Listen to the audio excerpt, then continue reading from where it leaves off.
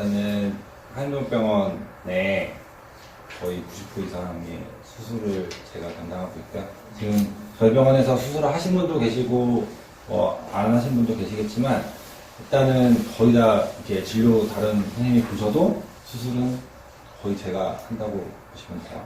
그래서 혹시라도 이제 수술 관련돼서 사실 수술방이 오픈되어 있는 공간이 아니다 보니까 좀 궁금하신 점들도 있으실 거고, 실제로 수술할 때 아이들만 맡겨놓는 상황이 되신 거잖아요. 그래서 그런 부분들 어떻게 수술 진행되고 뭐가 중요한 건지를 좀 설명드리려고 하고요. 네, 시작하도록 하겠습니다. 일단은 많은 분들이 이제 궁금해하시는 것 중에 하나가 병원에 이렇게 가서 수술을 받으려고 하는데 실제로 수술을 하는 걸 보실 수가 없잖아요. 그러면은 도대체 뭘 보고 수술 잘하냐 못하냐 아니면 수술을 맡겨도 좋을까 이런 고민들을 하시는데, 일단 수술할 때 중요한 것들이 여러 가지가 있어요. 그래서 크게 나누면 하드웨어적인 부분, 그리고 뒤에 나오는 소프트웨어적인 부분이 있는데, 하드웨어적인 부분들은 기본적으로 이제 수술실이 어떻게 되어 있는지가 중요하죠. 그래서 수술실의 규모나 아니면은 수술실 이제 청결 상태나 소독 상태나 이런 것들이 굉장히 중요해지고, 그 다음에 실제로 수술에 사용하는 장비들을 멸균을 얼마큼 잘하고 있는지, 실제로 저희가 동물병원 허가를 받을 때 저 소독기가 있는지를 보거든요. 저게 없으면 허가 자체가 안 돼요. 그 정도로 이제 중요하게 생각하고 있는데, 일단은 저희 병원에서 일반적으로 많이 사용하는 것들이 이제 고압진기 멸균이라고 해서 실제로 그 우유 살균하는 방식으로 가는 거거든요. 그리고 이제 가스, 이오라는 가스를 이용해서 멸균을 시키는 방법이 있고, 이제 최근에 많이 인위 쪽에서는 좀 사용을 하는 것 같아요. 이제 플라즈마 멸균기라고 해서 굉장히 좋은 장비인데 굉장히 고가고, 그 다음에 한 번에 많은 양을 멸균을 할 수가 없어서 아직 수의 쪽에는 많지는 않거든요. 그래서 그런 상황이고, 저희 병원도 플라즈마 멸균이 지금 아직까지 구비가 되어 있지는 않고, 그 다음에 실제로 이제 마취를 함에 있어서 호흡 맞추기, 그 다음에 마취를 한 상태가 되면은 일부 아이들은 호흡이 정지되는 상태가 오거든요. 그러면은 결국에 호흡을 만들어줄 수 있는 인공호흡장치, 그 다음에 이제 마취 모니터링, 그 다음에 실제로 수술에 사용하는 장비들이 어떤 게 있는지, 그런 것들에 따라서 사실 병원에 이제 이렇게 말하기는 좀 그렇지만 퀄리티가 조금 차이가 나기 시작을 하고, 이제 그런 부분들이 있고요. 그 다음에 소프트웨어적인 부분이 훨씬 중요해요. 사실 하드웨어적인 부분은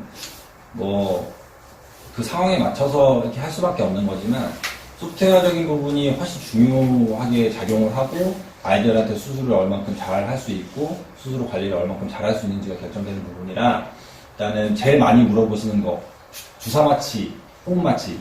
저희가 수술 관련된 거를 진료를 보거나 아니면 전화 상담을 할 때도 거기 호흡 마취예요.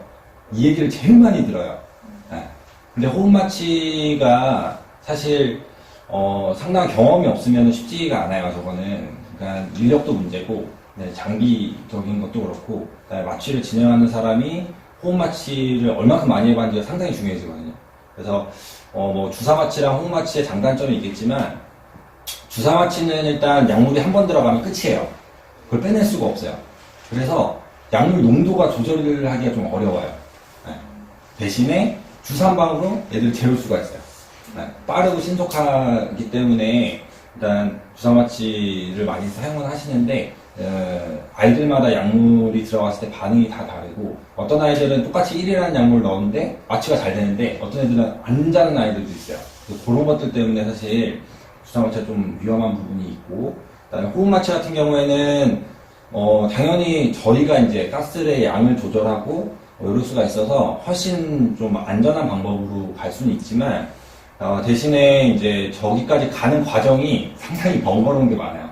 애들을 수면 유도시키고, 그다음에 삭관이라는 관을 이제 기관에다 넣고, 그다음에 그 이후에 이제 장비랑 연결하고 이런 과정들이 상당히 번거로운 게 있거든요. 그래서 그거에 따라서 좀 달라지긴 하지만, 기본적으로 저희 병원에서 아주 간단한 시술, 그러니까 조그만 덩어리를 떼낸다거나 피부에 있는, 아니면은 수컷들 중성화 수술, 요거는 사실 수술 자체가 굉장히 빠르고 보통은 10분 내외로 끝나요. 그러다 보니까 오히려 호흡 마취를 하는 그 과정 자체가 아이한테 훨씬 부담이 되거든요. 그러니까 이제 주사 마취로 진행하는 경우가 많고, 그 이외에 스케일링 포함해서 모든 수술은 호흡 마취로 진행을 하신다고 보시면 돼요.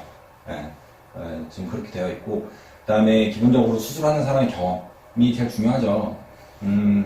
이제 수술을 얼마큼 많이 해봤는가, 그 다음에 이제 어떤 수술까지 해봤는가가 이제 사실 중요해지고, 그 다음에 그 수술을 해본 것보다 사실 저는 저게 더 중요한 것 같거든요. 그러니까 수술을 하다 보면 제 머릿속으로 생각했던 대로 흘러가지 않을 때가 상당히 많아요. 돌발 상황도 되게 많고, 그 다음에 엑스레이나 검사상에서 봤던 거랑 아예 다른 상황이 펼쳐져 있는 경우도 많아서, 그거를 그 순간순간 얼마큼 잘 대처할 수 있는지가 굉장히 중요해질 것 같고요. 그 다음에 실제로 저희랑 같이 일하는 수의 테크니션 선생님들이 어떤 병원에서 어떤 수련을 받고 어떻게 일을 했었는지, 그리고 어떤 경험들을 했었는지가 굉장히 중요해지거든요.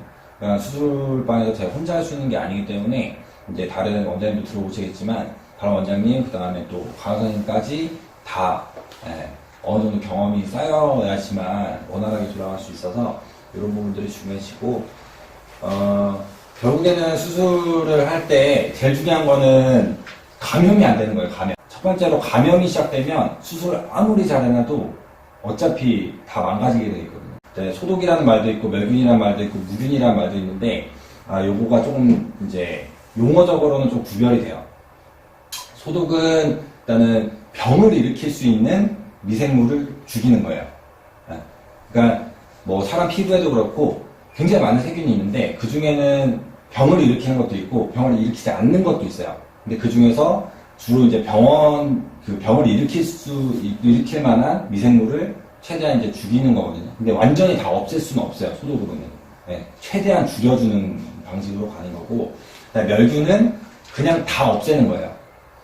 이게 뭐 병을 일으키고 안 일으키고 간에 그냥 모든 균 자체를 아예 없애버리는 거예요. 그래서 아까 뭐 이제 고압 증기 멸균 같은 걸 하거나, 아니면 가스로 이제 멸균을 시키거나 이런 게 있고, 무균적인 방법은 동물이나 사람 피부에 있는 것들 있죠. 미생물 말고 뭐 벽이나 천장이나 땅바닥에 있는 거 말고 이제 그 조직에 있는 미생물들을 최대한 없애는 방식이 이제 무균이라고 말을 하는데, 실제로 저 에이세프틱 테크닉이라는 게 무균적인 방법으로 모든 거를 진행을 해야 돼요. 수술방에서는 최대한 감염을 줄이기 위해서. 그래서 저 무균적인 방법으로 관리가 되는 곳은 수술방 내에서도 이제 실제로 저희가 수술하는 부분, 뭐 개복을 하면 배, 아니면은 뭐 디스크 수술하면은 그 척추뼈 주변 이런 부분, 그 다음에 그 환자 전체적으로, 그다음에 털 깎고 뭐 이런 것들도 다 마찬가지거든요. 그리고 수술 기구도 당연히 뭐 세균이 묻어 있으면 그게 이제 바로 직접적으로 전염이 되기 때문에 이런 부분. 그 다음에 실제로 수술하는 사람 있죠. 저도 들어가기 전에 다 소독하고 들어가거든요. 그래서 이런 부분들이 있고, 그래서 이런 걸 통칭해서 무균적인 방법으로 진행을 한다라고 해요. 그래서 세균 오염을 왜 방지를 해야 되는가라고 한다면, 일단 세균 오염이 되면은 기본적으로 이제 복막염, 폐혈증, 단순히 그 부분만 문제가 되는 게 아니에요. 전신에 문제를 일으킬 수 있어서 좀 방지를 해야 되는 부분이 있고, 그다음에 수술 부위가 감염이 되면 이게 잘 안 붙어요. 피부가 되게 오래 걸리죠. 다 났는데. 그리고 통증을 유발을 하죠. 감염이 돼서 염증이 생기면 그 자체로 통증을 유발하기 때문에 세균 오염을 좀 방지를 해야 되고, 하지만 문제는 그 사람 몸에 있는, 동물 몸에 있는 미생물을, 세균들을 다 죽일 수가 없어요. 이제 최대한 없애는 거야. 최대한 할 수 있는 모든 방법을 동원해서. 그래서 세균 오염의 근원이 되는 게 뭔지를 알고 그거를 제거하는 방식으로 수술방에서 진행을 해요.